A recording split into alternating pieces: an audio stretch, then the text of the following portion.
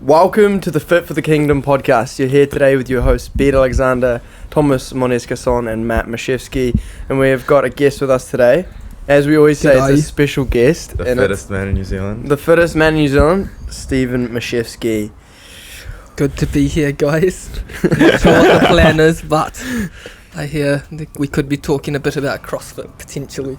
I think we're having a bit of a cheeky chat. This is a bit of a different one. Yeah, well, look, when Beat and I are involved, there's not usually a lot of planning going on. But, What's planning? What's instructions? we've come out all right so far. I mean, some might debate that point, but yeah. Yeah, well, to be honest, it's been a while since all of us have been together properly in this kind of way, and I thought, well, what's the point in like really organising one where we're very much to the point, very informative or anything like that? I think it's part of this whole thing is just sharing who we are and realising that we're humans and that we have lives and we do spastic things and we also do mature things at times as well. Like we have this like kind of plethora of different personalities that make up each of us. You know, Stephen is a self-proclaimed cheeky boy. Indeed. So is Beat, so is Thomas, so is Matt. I don't know if I qualify. I don't know. Matt's not a cheeky boy anymore. He's married. He's put away. Teresa's cracked the whip on him. He's... Right, so, well, to be honest, what has actually been going on in everyone's lives? Like, Matt, what's married life like at the moment? Yeah, good, just chilling. Real busy with work stuff. Not a whole heap going on outside of that. Just basketball's been a good focus. Is it off season at the moment? Yeah, off season at the moment. So just getting workout in. Summer league's about to start up, which is kind of the off season, kind of more chill, get in shape, improve your skills type thing, which is going to be happening next Saturday. Is it like a 3-on-3 comp? Nah, it's full 5-on-5. But it's just kind of, it's like lower quality, but it's a lot of fun because it's less serious and just pretty chill. So that's starting up next week, which will be good fun.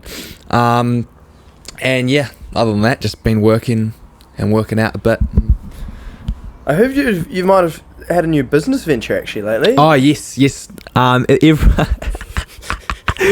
some good promo. Forgot about that. So me and Steve actually and Josh have started up, and my wife Teresa, we've started up a landscaping and gardening, or not really landscaping, but like gardening and maintenance company. Business. That's going good. We did a little job yesterday, and just a funny little note, we did 9 hours of work in 8.5 hours because we worked through our lunch breaks, through our morning tea breaks and afternoon tea breaks. Yeah. So hyper efficiency. Yeah. So that's kind of the slogan of the business.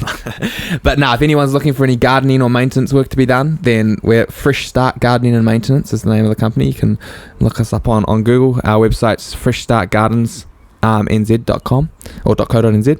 And we've getting a few clients, but looking for more. People better watch out in this space, because when you have the Mischewskis involved, you know they're going to be diligent and you know they're going to do immaculate jobs. So. Work efficiently, work hard. Yeah, work efficiently. And Stephen's all about efficiency. The 80-20. Although, to be honest, after my last experience with leaving Stephen to do a gardening job, I don't know how much we trust him with gardening. Do we want to talk about bad promo? But do we want to talk about that story? Because that's quite a good story. 100% since then. That's improved. What happened? Do you remember? Remind me. So, yeah. So guys, we get Steve on as a guest on the podcast. Then straight away just start talking. Me. This is actually quite a good story. It's pretty funny. It's something that quite frustrated me quite a lot. Actually, it was good fun though. So when You were not in a good mood, B. What? You weren't in a good mood when I heard about that. No, well, because we were living in a flat together and we were moving out and it was like, man, okay, right. Well, Stephen was off in Australia doing his CrossFit competition. And we were like, okay, right, Steve, he's a landscaper. He can do the gardens. Fair. Yeah. And we were like, this is going to play into Stephen's expertise. Although, yeah, anyway, we won't talk about the other stuff. Anyway, we come back and the property manager says to us, I've got to charge you guys for a landscaper to come in and clean the house up. And we're like, what are you talking about? We've already done some weed eating. Like, there wasn't a heck of a lot left to do. Really, there was just an hour of weed eating left to buzz around. And, well, Stephen, what ended up happening? Do you want to tell us? Okay, yeah, well, it did look pretty good. I applied my 80-20 rule where I get 80% of the results done for 20% of the This is bad promo. I've improved since then. I'll caveat with. Well, you might need to explain that rule a bit as well. Yeah, so if you work for 1 hour instead of 8 hours, you'll still get like 70% of the job done rather than 100%. So that was the philosophy I had back then. But the boys all thought it looked fairly good. We thought we'd got away with it. But No, then, I'm gonna be honest with you. It looked shocking. Yeah. Like, I went back and I was like, did anything even happen between the work we had done and then when Stephen turned up? Like, yeah. We weren't exactly happy with it, I don't think. But No, anyway, that was Well, just quite a funny experience with Stephen. Yeah. When he was I responsible. can for say that. I ended up paying, was it $250 fine? Yeah, no. Anyway, let's say what we take from that is Stephen's learnt his lesson. He's going to do a good job on your garden. mm-hmm. Yeah. Yeah. And Tomas, what's it like out on the farm at the moment? You're preparing for a big trip, aren't you? Yeah. Well, I guess to be honest, I wouldn't say I've been slacking, but there's been so many other things outside of work that I have not been as diligent as I have been in the past. Because back in the day it was just myself and the farm and the weights, and didn't have the boys or anything else going around. So, but work's been good. Yeah, because Tomas, you say you used to have no friends. Yeah. So you could just focus fully on the grind set. Yeah. Would you say it's better now? Or But I worse? feel like we certainly took you to that level of understanding the grind set. I mean, I needed that year or so to blink and get onto it. And then when I met you boys, that was definitely a great help. What am I doing? Well, we're training quite a bit. I got a 90 kilo bench today. You can Yeah. laugh at that, but it was a solid rep, like probably RPE 7 or 7.5. Looks so- like the 100 kilo I think is that's the 100, cooking. yeah. eh? I looked at the story of that, and I was Yeah. like, if you can do it 90 kgs that easy, you surely should be able to get 100. Yeah, but we're just building. You got to build. You gotta build. Yeah. Trust the process. Yeah, hit the beach on Sunday with Steve in a few hours and got a good little run in. got some good content for Fit for the Kingdom Content as for well. the gram. Yeah. And then Ben and I Go check out our Instagram, actually, by the way. Yeah, I was a little bit surprised actually So a about lot that of video with bangers on there. Stephen squatting the log and Jesse. I was Yeah. surprised it didn't go viral. Yeah, go like start sharing it around and make it go viral. Yeah, guys, if you It's It's look your at- fault that our Instagram's so It's like very impressive. It's going Like, so what slowly. Steven did, I was just watching him. That was a massive, unruly, uneven log, and he had Jesse on top, and he squatted that for 2 reps. I mean, it's not Yeah. many who can do that.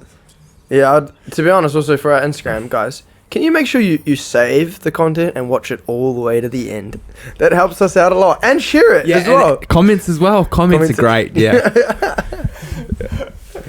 Yeah, I think from the feedback I've gotten, there's been a bit of improvement across the board on the Instagram.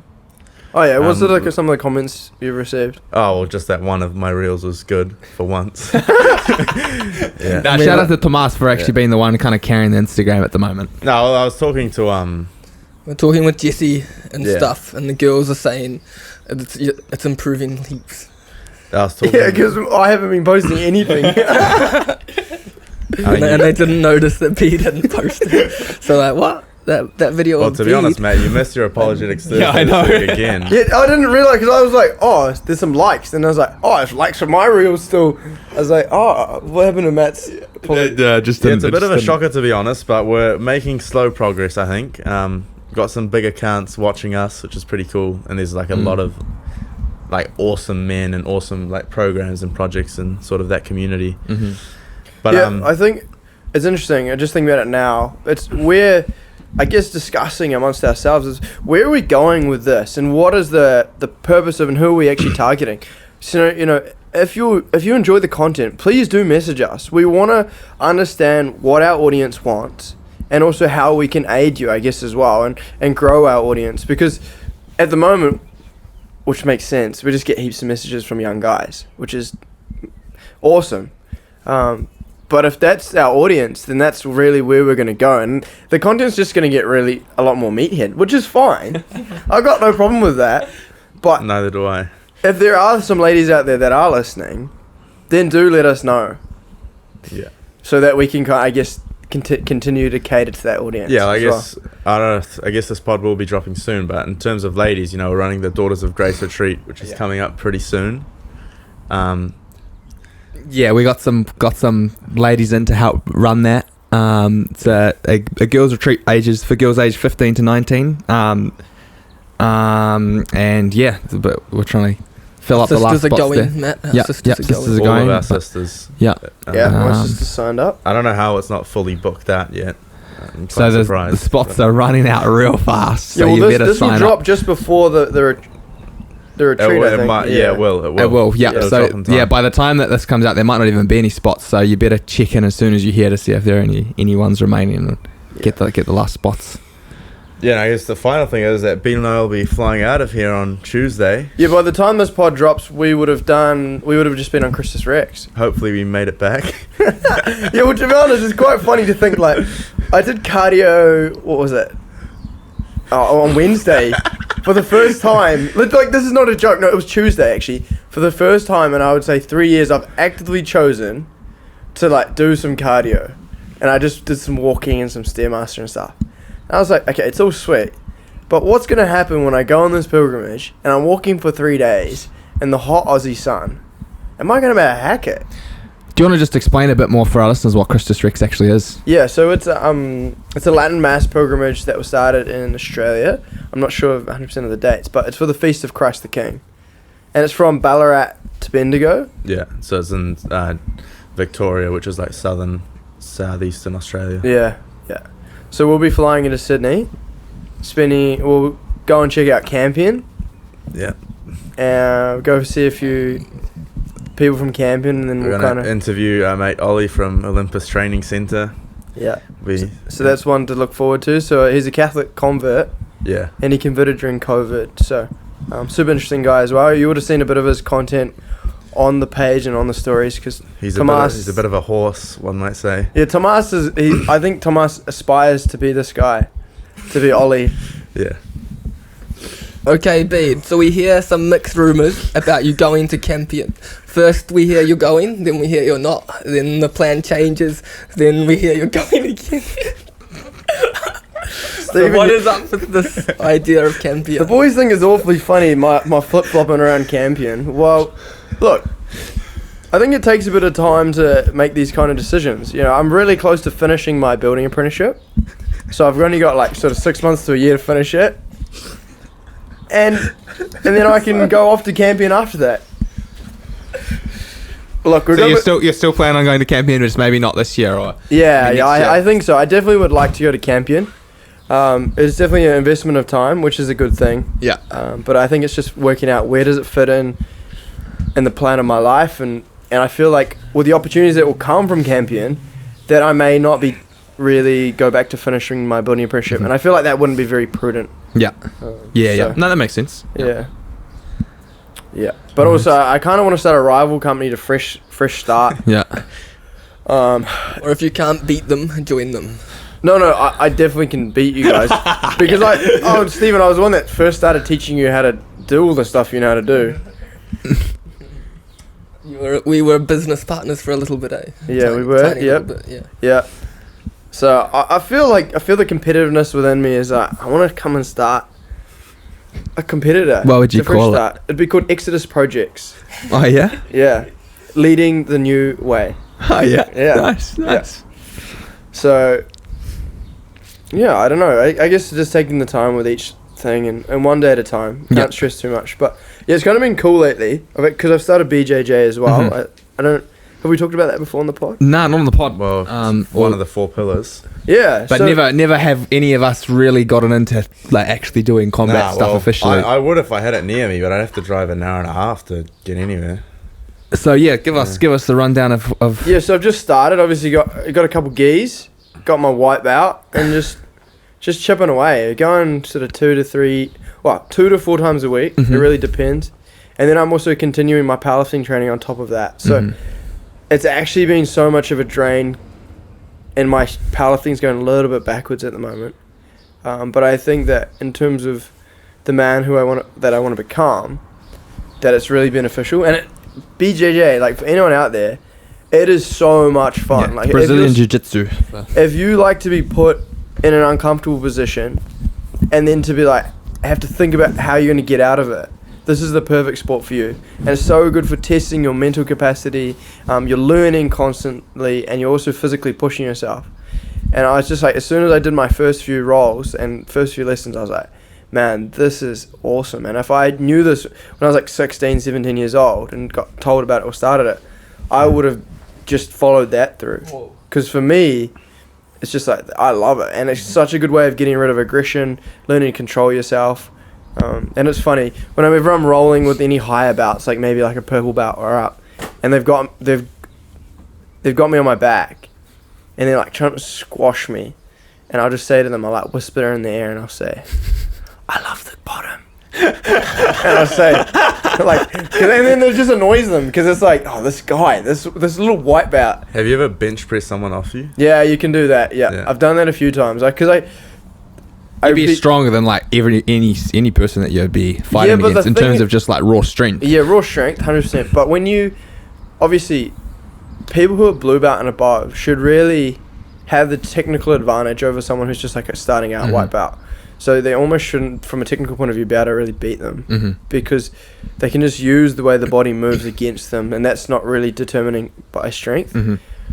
So it's been cool and really good experience to roll with people who have got higher belts, and it's what's quite good about the place where I roll is they have at least usually 2 black belts at each class, and sometimes can have up to 5, and there'll be like maybe 15 guys, which is an exceptional ratio. You hear about stories or other places where there's a lot more blue belts and white belts, and there's only like a couple. So it's pretty cool for me to learn off these guys, and I'll be rolling with them, and they'll just want to teach me little things. So do you think the BJJ could take precedence over the powerlifting in the future? I actually definitely see that being a possibility, because the one thing I do like about it is that you can be very competitive with it, and you're always constantly in competition. You know, like we do a class, the first 45 minutes is just learning. You'll be learning a new move or something, and then the next 45 minutes you'll just be rolling. And you could become insanely good, because even before you started BJJ, you were like, I'd never seen you lose a fight, except for the one guy who got you sort of by luck.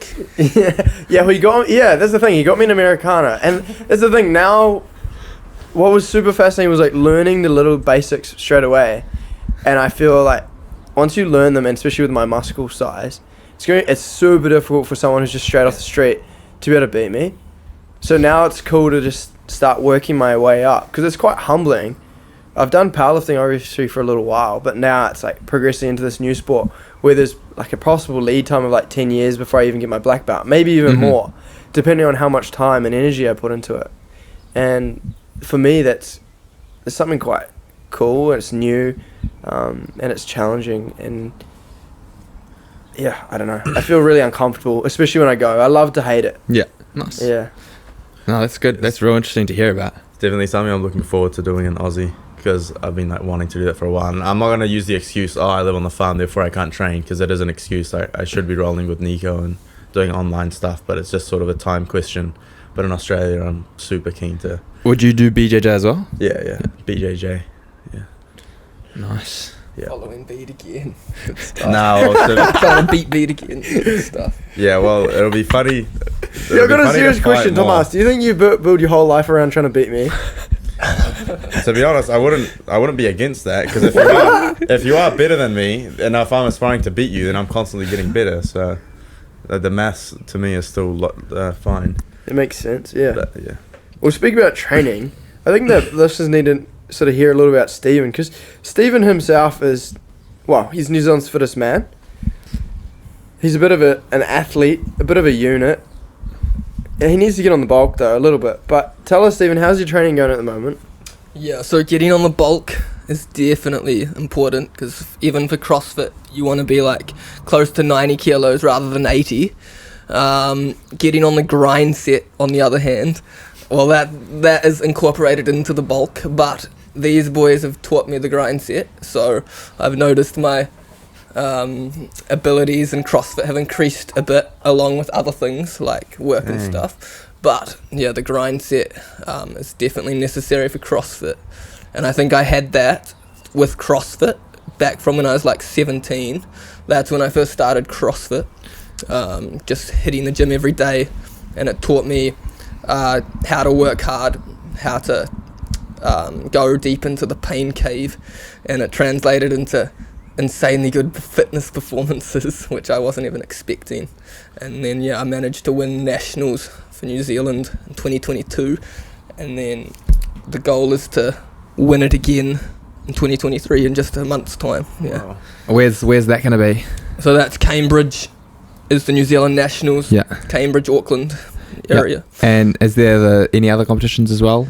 And then there's a rival competition called NZ Champs, which is trying to take precedence over New Zealand Nationals. Yeah. So I'm actually entered into both of them because we're not sure which one is the more valid, fittest guy in the country anymore. So you just have to win them both. And why not win both? When's the New Zealand Champs then? New Zealand Champs is in just 3 weeks. Okay. Nationals is in like 6 weeks. So are the same athletes doing both comps, or is there?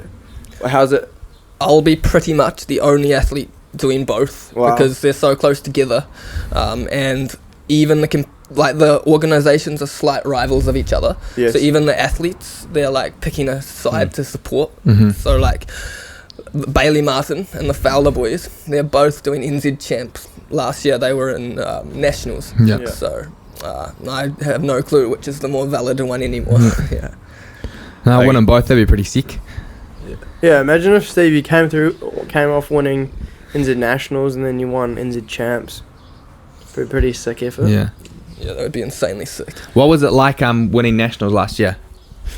So the competition itself was incredibly fun because it wasn't just about fitness. It was also about strategy, how to attack each workout, how to structure, come up with a game plan for every workout. So I wouldn't necessarily say I had the best metrics there in terms of strength and even fitness, but a big component of winning a CrossFit comp is gaming it and doing amazing on game days. Throw in a few cheeky little tricks and manage to pull off a pretty exciting win. Yeah, it was a bit of an upset, no one was really expecting you to actually win it. Yeah, because the guy Bailey Martin, he's like a legit top games athlete. Yeah, he was 7th or 10th in the world or something. What was he? Yeah, I think he was top 7 for a while, but then I think he finished around 12th. Okay, yeah. Which is still incredible for when you think about CrossFit athletes. Out of everyone in the whole world at the CrossFit Games, and then Steve managed to beat him in New Zealand. That's a pretty cool thing to be able to say. Yeah, pretty funny. Yeah. I guess back to the pain cave, Steve. I don't have too much experience with it. I've had some hard powerlifting workouts, but some of the cardio that I've done is also pretty difficult. How do you do it? Like, those workouts are just brutal, and it's not just one set of 5 or like pause deadlifts or something. You're going at it for 10, 15, 20 minutes on one exercise. How do you get through that? Yeah, so again, a lot of it comes down to heaps of experience in the pain cave and heaps of experience attacking workouts, how they're meant to be attacked. So if you throw me a 7-minute workout, a 12-minute workout, a 35-minute workout with varied movements, doesn't matter, I'm pretty good at performing that workout exactly how a robot who was programmed exactly when to push, exactly when to put in a bit of an extra effort, doesn't even care about the pain. I can almost attack each workout as if I was just a pre-programmed robot. And that way, a lot of people, they'll perform to like 70 or 80% of their capacity in any given workout. I can perhaps get closer to 95, 100% of what my body is able to do. So that helps to get through the workout as fast as I possibly can. Yeah. And usually the pain is just a byproduct.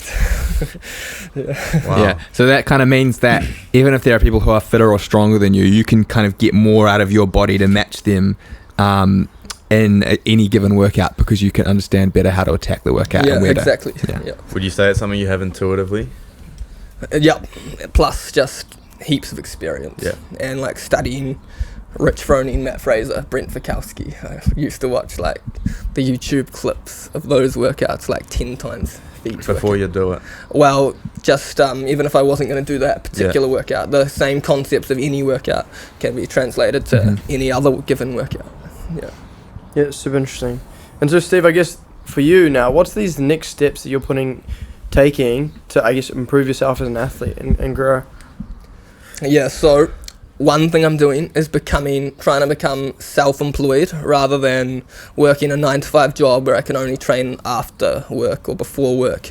And given that I'm not a morning person, I don't train very well in the morning, so I usually would leave it to the evening. Now though, I can ideally naff off to train during lunch break, or say if I get my own break at 2 p.m, maybe I need to hit a cheeky little workout with some mates at 10 a.m, and then just put structure work around the training. So that's a huge thing.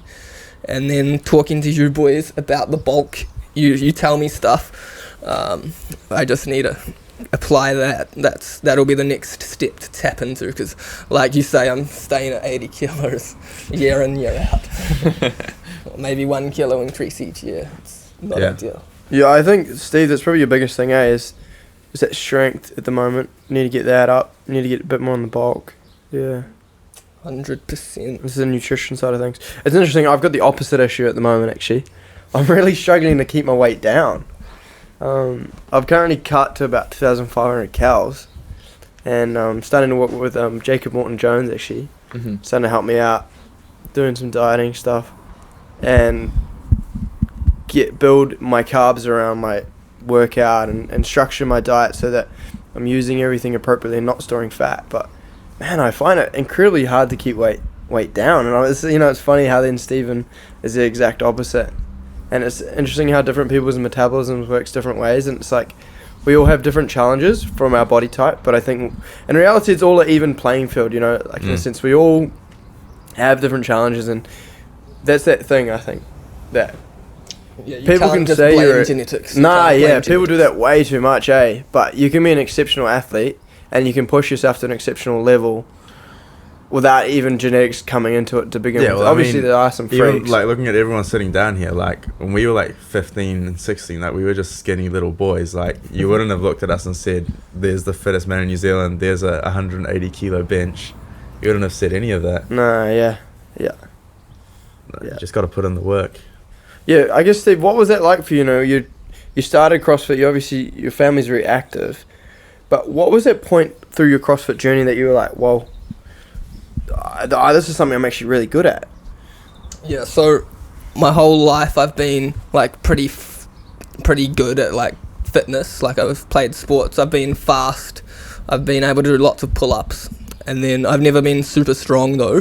But then when I started CrossFit, I found, well, I'm pretty good at this. I'll just need to commit to getting beastly strong, and then I'll be able to actually do well in competitions. So I have put heaps of emphasis into strength. Cardio and everything has improved a little bit at the same time, but then I'm finally strong enough that I can hang with the big dogs, but I just can't beat them in pure strength movements. Yeah, that's tough. What I guess from a mental kind of point of view, what's it like for you? What are the conversations, the internal conversations you have, and be like, do you ever get down? Because I never see you down. When I'm always hanging out with you, you're always that one guy that never complains about anything, and you're always ready for the next thing. And every time I hit a workout, I'm actually trying to be like, there's two people that I've seen like that. There's yourself, and there's other guy that I've met called Thomas Scanlon, and he just won the 83 sub-junior national worlds for powerlifting. And he's a good Catholic guy as well. And I think, Stephen, you met his brother before. Plays New Zealand hockey. Oh, yes. Oh, yeah. Yeah. He was at World Youth Day. Yeah, so he's 18. Man, this guy's like stronger than me now. He's 83 kilos. He's just turned 18. Yeah. Wow. and I've just seen him work out. It's like, just goes from one exercise to the next to the next. And that's like not normal for a powerlifter.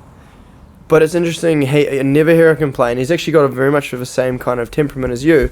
So but do you have those dark kind of moments where you're like, man, is this really what I want to do? Or you just enjoy it the whole way through? Yeah, so never complain is a good little hack. Because if you're happy when you train, then I actually can notice that I'm a my best workouts are when I'm happier. And then obviously I have like doubts and everything, but it is pretty fun. So like no matter if I'm doing real bad or anything, just the concept of doing a workout, that's just fun as for me. And I like it when it's painful. I like it when it gets tricky. I like trying to maybe beat people who are doing more scaled versions. So I just love CrossFit. And then trying to improve and be the best. Basically, I've never set a goal of like, man, I want to go to the CrossFit Games. Or I never even said out loud that I want to win the CrossFit Nationals. But then when you're there, you go hard. You try to make it work, and no matter if you think it's not gonna work, you'll still give your best effort. Yeah. Nice. Yeah, I guess it's interesting with the weights because, like you say, working out is fun, and like I actually think the same. And to be honest, like today benching, like it's not tempo bench where I have to like really slow down the weight and focus. It's just like doing normal bench press, like singles and then some working sets. That's fun as, because obviously it's still difficult, but it's like in comparison to other things, it's an easy workout, and benching is fun and it's cool, and I want to get to 100 kilo bench. So of course I'm not blinking waking up fizzing, you know, man, I can't wait to wake up this early and go and train or go and work. But like once I'm what time did you train this morning, Tomas? Like 4:30, 20 past 4:30. But you know, once I'm warmed up and I'm getting fired up for the top single, you know, I'm ready to go. Come on, you know, I just want to throw the weight up, and that's what happened. And you know, you're not always going to walk into the gym with that attitude, but you gotta keep in mind what you're aiming for, and you've got to understand, you know, it'll be nice when you've trained so hard and then you can put that 100 kilos up, but there's going to be 20, 40, 50, I don't know how many hours of workouts in the gym where it's hot and you're tired and you have to do the working sets, and that's it, man, you know. So it's not all rainbows and PRs. No, it's an interesting one, because for me, I've been finding it tough at the moment doing BJJ. It saps a lot of my energy, and oftentimes I'm going from a powerlifting workout into a BJJ, and you naturally, I think, start to save a bit of energy because you don't want to go to BJJ like absolutely dead. And I naturally find myself wanting to pull back a bit on my workouts. But it's a fascinating thing because I never think I'm doing good enough, especially with my workouts. And I think that it's what Steven's saying. It's like keeping the positive attitude. But also for me, I think it's now that I'm doing the BJJs alongside, I have to take a step back and in my perceived RPEs as well, and to save myself a little bit more and make sure I'm getting the same volume in. Because I think oftentimes what can happen is, especially if you're on a powerlifting program, you can have prescribed sort of top set weights and you can hit them, but then you drop down and you got to hit RPE kind of weights or prescribed weights that are there that are kind of fixed. And then what can happen is you're just not feeling it. Your energy's sapped, and then you just like, well, I can't hit this, so I'm going to go home. But that's the last thing you should do. Instead, you should just drop the weight and hit the volume, because then you're going to continue to build. But if instead you just walk away and you leave the workout, that's when you don't really make the growth that you should. And I've been guilty of that so many times. So it's like such a long period of time. That was my mentality. I'd go into a workout, I get tired. Oh, I can't do this. And you just be like, okay, right, I'm going home then. But it's like Steve says, you continue to progressively get better when you start to push yourself, enjoy the workout. And I noticed that's that thing also with like BJJ and CrossFit. Two similar things is BJJ is always competitive when you're there. Once you do the 45-minute rolls at the end, it's always competitive. And same with CrossFit workouts. You can always compete with someone. And I think that's something that's super helpful when you are training, just like a training partner is. That's someone who's pushing you along and competitive. If you can get a training partner in the gym who is similar kind of weights as you or similar kind of goal, then you guys can push each other along and be competitive with each other. Yeah, well, that's an interesting concept as well, because Steve, in CrossFit, right, there you can either do your individual competition or you can go on a team competition. And then with powerlifting, it's like, well, you don't have any team powerlifting competitions. It's very individual focused. And then you've got team sports and stuff like basketball, which are another thing again. But in terms of like CrossFit for you, Steve, what do you find the difference between, you know, doing a team competition and then doing an individual competition? Do things change much? Is it funner, less fun, more frustrating? How does that dynamic work? Team training team competitions are super fun. You do rely on your teammates a little bit, which in some ways you could not place as high, but they're still super fun because you get to share what you know with them, and like almost if they're a bit more of a newbie than you are, you can tell them what to do and they'll do it, and maybe you'll adjust things. You go, maybe I'll take on a bit of an extra workload, but we'll actually again try to perform to the max potential that we can. And even sometimes I've had people be amazed at how well we perform, and it's just because we're getting them to do the right types of things. Training for a team competition is pretty similar. You'll just need to make sure you can do the synchro work together, all the teamwork stuff. But at the end of the day, you just want to get fitter and stronger as well. Yeah. Do you ever find that a struggle for powerlifting for Beat and Tomas, or it's just like, well, yeah, no matter how good I get at this, it's always just going to be me doing this by myself? Or do you find that as a kind of a strength where it's like, yeah, this is all on me then? It's an interesting one because that's one thing I actually enjoy about powerlifting. It's very much like when I go in there, it's like I know that I'm fighting against myself, and I know that in reality that this fight for my salvation is me. It's like I'm alone in some ways. Yes, I have other people around me, but at the end of the day, I'm the one that's fighting against the devil with the help of God. And it's the same in my workout. And what I find at times was I actually haven't found anything more challenging than a powerlifting workout when you're doing heavy volume and you've got 180 kilos on your back. And I was talking to Tomas about this the other day. 180 kilos on your back or whatever kind of weight, and you're working at maybe like 70 or 80%, and you've got 8 to 10 reps you just got to do. And it's like, and you're already super fatigued from 2 weeks before. You've already been hitting heaps of volume, and your first rep moves like it moves like it's an RP8 already, and you've got 7 more reps to go, and it's like you just got to keep going down.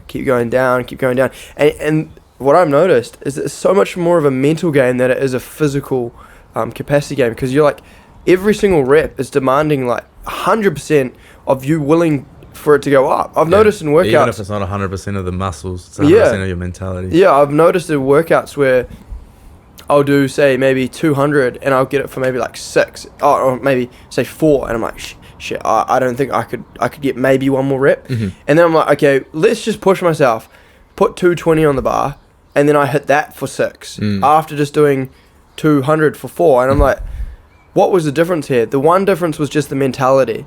It was just the same. It was just as hard, but the difference was the mentality. And I think that's something I find quite interesting about powerlifting. Yeah. From that point of view, you're so much more of in a fight with yourself, and pushing yourself and making those little decisions to keep pushing forward. Then maybe you could, because I think in other sports, what I noticed in BJJ, anyway, if you're in a tough spot and someone's got you in a hold or something, you can just tap out and you start again. You can't do that when you've got the weight on your back and you've got 4 more reps to go. You can't just tap out. You can't just say this is too hard. You have to just keep moving forward. I guess it's a bit simpler as well, in the sense you don't have a time limit. Like Steve has a lot of dimensions of what B just said with the time limits, with like 15 different exercises, and he's going to fatigue. So we've got a few less elements in there, but 100%, like the hardest points that I've experienced have been like in the middle of a workout, like a heavy volume workout, I'd say. How do you develop the mental game? There was one thing that was harder, but the walk up the hill. What about you, Steve? What's been, like, what's that point of that workout for you that's the hardest, and how do you overcome that and push through? I actually find the shorter ones are the hardest, where you have to go super hard intensity. If it's like a 9-minute workout, you'll be like pacing it a bit, so the first bit won't. If it's hurting real bad at the start, it means you've paced it wrong. But if there's a 3-minute workout of like 50 thrusters into 50 pull-ups into 20 burpees, you'll just be having to go almost unbroken on everything, and then destroying yourself, and halfway through you're like, man, I just want to stop. But if you stop, you won't be following that robot mentality. But it's an interesting thing of like, you've got to give it all for that really short space of time, and I think that's where there's that importance of having that style of training, which is what we talk about, and you got to find that, I guess, that balance. And for me, which is cool, is that I get both at the moment. I get that with BJJ, and then I get like the endurance stuff, or the more of the long kind of thinking, planning traps, planning moves, trying things out, getting stuck on the bottom, being in pressure. and then you just keep going. And then also for powerlifting of then doing this intense, it's intense all the time, you know, and obviously you do get longer rests, but if you've got a workout to get done in 2 hours, you know, it's not like you can just sit around your hands. Mm-hmm. Yeah. Yeah. You mentioned, Steve, about the robot mentality. Do you find then, like, when you're in the middle of a workout that you can almost kind of just step outside of yourself a little bit and and because if you can do that, if you found some way to sort of do that, then I can understand why it'd be like you can almost like the pain. And just there are heaps of little tricks you can do, like you can do things with numbers where you're counting, or you can almost just like think about the competition rather than the pain or whatever. Sometimes that makes it easier, but if you can, you can't get rid of the pain, of course. But if you can have the mentality where I have never really quit or tapped out on a workout before, there's no way I'll do it now. It's almost like an inconceivable idea. It's like not really an option. And that's probably what like Matt Fraser feels, what heaps of people feel. What Jesus might have felt because he can't sin. Because he's never done it before. He might have been thinking that. It's an inconceivable notion. I stumbled on this interesting idea, which was you've got to cook on the fire. I think in the past with something like fasting, I've been like, oh, I'll ignore it, or I'll just like drink some tea or whatever just to kind of ignore it. But then this guy said, don't ignore it, focus on it and cook off that fire. It's the same with the workout, like don't feel sorry for yourself or whatever, focus in on that pain and just be there with it. Yeah, well, that's where you like, you got those funny videos, the funny memes where it's like, look at what I did to my ex, I can't even recognize my ex-boyfriend, and then it goes from like this girl, and then it goes to this guy who's like gone skinny, and then he's like jacked as, and you see these quite a few memes like that, and I find them quite funny, where it's like that pain, you use it as a fuel, and you can use so much of that in your life in different areas, where you'll feel pain about one thing, or something's really affected you in a certain way, and you can use that as an energy to keep moving forward. I think the cool thing is that you can actually train your mentality to be like, realize you focus on that Lord and the cross, or you focus on whatever suffering you've got, and if you love our Lord that much, then that can always be your fuel that drives you on and on and on, and that's what drove the saints on and on. It doesn't mean it's going to be any easier, but you've got that there, you've got a bit extra. Exactly. Well, Steve, actually, to be honest, one thing I've always been wondering about is I never hear you complain about, oh, I'm sore.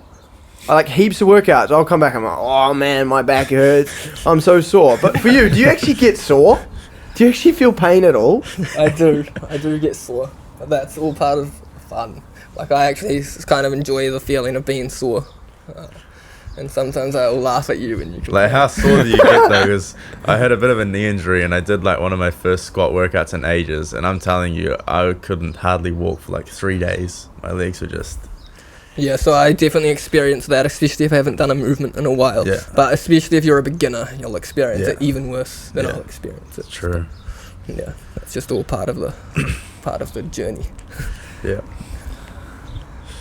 It's interesting though, because definitely what I notice between strength training and say maybe more endurance cardio based training is that I think you get a lot sorer when you go more of a strength training route. The pain definitely increases because obviously the muscle size is increasing the lactic acid. So I suppose there's, I don't know, from a scientific point of view, Steve, you might be able to give us a bit more of a stare here, but I just feel like would be creating a lot more deeper laceration, like destroying a lot more muscle. The heavier movements you do, the more like strength output you're doing. So you will naturally be a lot more sore, say, if you were doing like an endurance workout. Well, I think the difference between me and you, Bede, is that you're way stronger, so you're putting in way more power output for every lift, so it's taking more of a toll on your body. Like a 10 rep max for me I wouldn't feel it an hour later, but you might feel it 2 days later, or maybe my muscles would be sore the next day. And then I'm way fitter than you, so maybe my body's better at dealing with hard things, or hard like stamina things. And I think that's definitely something that I'm thinking about my training at the moment is that work capacity. You know, Thomas talks about it, but it's true also for powerlifting. You're always looking at how much work capacity can you manage. My coaches always recording what I've done for the week and working out, well, this is how much volume we want you to get in. Because if we continue to increase the volume and continue to increase the stimulus, then you'll get stronger. Yeah. It's funny how little like room for error that is though, because like on Wednesday I had a just squat, bench and deadlift, and you think I'm only doing 3 sets, like 4 sets of squats, 3 sets of bench and 4 of deadlift. That's only like 13 in the whole workout, 11 in the whole workout. That's hardly any work. But if you actually do those sets diligently and focused at the appropriate weights, that's actually solid. That's how you build. You don't build by doing like 5 sets to failure. But I think on the other thing I wanted to say was like when I go for a run or have gone on runs on the past, not running a lot, you go to failure within that workout and past failure because there's such small muscles or that you don't use a lot, and it's not like, oh, I'm going to fail this bench press. You can just kind of keep running. Yeah. That's why you can't fail a a burpee. step. You can't fail a burpee or an air squat. Yeah, well, I reckon I get way sore from that because just those muscles are pushed to failure by virtue of me never training them. But I'm training a bit more now. But Right. I've gotten more sore from that. Unfortunately, the lads, you're in capable hands, but I've got to tap out to go and have a wrestle with one of our listeners and a priest. Shout out to them. Yeah. Yeah. Should we just finish with a quick prayer then, and then? Oh, I thought you guys could keep going. I think should we just wrap up this podcast episode here? I reckon. Yeah, because I'll need to head off. Yeah. No, let's wrap it up here with a prayer. We need to shout out Manzi as well. Yeah. Yeah, we'll do a bit more of I think an in-depth one with Steve around his training stuff, but ultimately I think we just wanted to have a bit of a yarn as a group of lads, and I guess give you a bit more of an insight on who we are. Yeah. Yeah. All right. Let's just finish with a Hail Mary then. Yeah. And then the Father and the Son and the Holy Ghost. Spirit. Amen. Hail Mary, full of grace, the Lord is with thee. Blessed art thou among women, and blessed is the fruit of thy womb, Jesus. Holy Mary, Mother of God, pray for us sinners now and at the hour of our death. Amen. Amen. In the name of the Father and of the Son and the Holy Spirit. Amen. Awesome. Thanks a lot for listening. Right, God bless you guys. Check out the IG, Facebook. Subscribe to our YouTube. YouTube's We want to try and pretty hit 500 subs so we could. If we can hit 500, we can start making some money out of the. Yeah, potentially, So We might do a few travel videos. Yeah, looking forward to them. Chris Christus Rex. Brothers and Aussie. Shout out to Manzi for being our producer and check go out listen to his Manzi's new music. album. Just dropped a new album. It's Yeah, banger. Insanely sick album. Yeah. I've been listening to it about 100 songs. Yeah. He would've Nice. got his views up by like 150 just from me. Good stuff. We got Josh on the cameras as well. Yeah, thanks for coming Josh. out. Yeah. We can't wait to, me and Tomas can't wait to hit Aussie. Or we would have already hit Aussie by this point. Yeah, Trying to grow our Aussie fan base. Yeah. To be honest, the stats are going up in Australia. They're slowly creeping up, as compared to New Zealand. Oh, Yeah, well, Quite nice. Well, Yeah. actually, funny stuff. Yeah. Anna just went to Augustine Academy. Yeah. Apparently, the boys there were like asking about me because obviously Ben had told them a little bit. Yeah. Or I'm not sure exactly how it came up, but they're asking about my bench press, my squat, and then one of them was like, "Oh well, I'll just wrestle him then." And so somehow when we got to Aussie, we have to try and work out how we're going to get a car and get to Augustine Academy to wrestle these little boys to show them that they need to get on the grind set. Yep. Yeah. All right, No, pray good hard stuff. and stay hard, guys. God God Cool. bless. Catch you later.